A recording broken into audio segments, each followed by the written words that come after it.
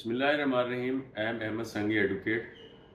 आज मैं बात करना चाहता हूँ कि जो नाबालिग बच्चे हैं उनका जो ख़र्चा है वो किसको देना चाहिए। तो इखलाकी तौर पे, कानूनी तौर पे और शरई तौर पे जो बच्चे हैं वो फ़ादर की ज़िम्मेदारी है, बाप की ज़िम्मेदारी है कि वो उनका ख़र्चा पूरा करें, ना कि वालिदा जो है वो ख़र्चा पूरा करे।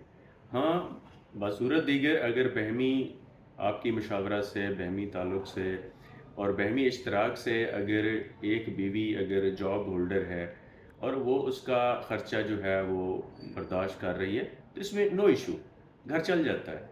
हाँ, अगर सेपरेशन हो जाए, बीवी मैके चली जाए, बच्चे उसके पास हों तो उनका ख़र्चा जो है वो वालिद को ही देना चाहिए। और दूसरा, जो सुप्रीम कोर्ट ने अपने हालिया फ़ैसले में जो मतलब विक्टिम रिकॉर्ड किए उसमें ये उन्होंने फरमाया कि जी जो बच्चा स्कूल गोइंग हो वो कम अज़ कम 25,000 इंटरम खर्चा उसको देना चाहिए, और जो डिग्री है उसमें भी कम अज़ कम 25,000 या 25,000 से ज़्यादा जो है वो पैसे उसको दिए जाएं स्कूल गोइंग बच्चे के। और दूसरा उन्होंने ये कहा है कि जी बच्चों की रिहाइश, उनकी लिविंग, उनका रहन सहन जो है उसको भी मलूज़ खातिर रखा जाएगा कि बच्चे जो है किस माहौल में परवरिश पाते हैं, बच्चे किस माहौल में रहते हैं, किस स्कूल में पढ़ते हैं, उनका ख़र्चा क्या है, उनका एक्सपेंसेस क्या है, तो कितने अखराजात में जो है वो डिलीवर कर सकते हैं। तो ये चीज़ देखते हुए जो अदालत है वो फ़ैसला करती है कि बच्चों का इंटरम खर्चा या डिग्री जो है वो किस हिसाब से किया जाए।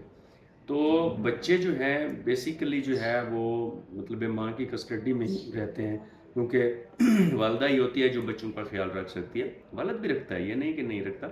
वालिद भी नेचुरल गार्डियन है, उसकी भी रिस्पॉन्सिबिलिटी है, उसका भी उतना ही हक है जितना कि वालदा का हक है। लेकिन क्योंकि नेचर ने जो है वो बच्चों की तरफ मानूसियत जो है वो औरत में रखी हुई है, वो उनसे मानूस होती है, उनको अपने तरीके से गाइड करती है, उनको अपने तरीके से उनका ख्याल रखती है। तो उनकी जो परवरिश है वो बच्चों की परवरिश जो है वो वालिदा ज़्यादा कर सकती है बजाय वालिद के।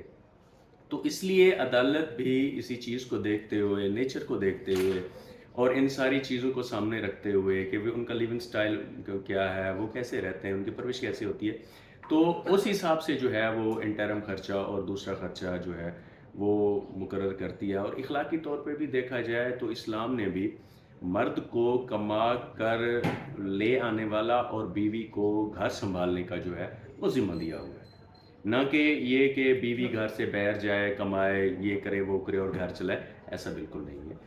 तो चाहिए ये कि मर्द कमाए और बीवी जो है वो घर में इस्तेमाल करे और अपने शौहर की फर्माबरदार रहे। और ये सारा कुछ जो है अगले व्लॉग में मैं आपको बताऊंगा कि ये घरेलू जो तनाज़ात होते हैं इनको कंट्रोल करने का क्या तरीका है, वो अगले व्लॉग में हम इस पे बात करेंगे। तो इजाज़त चाहता हूँ। Thank you so much.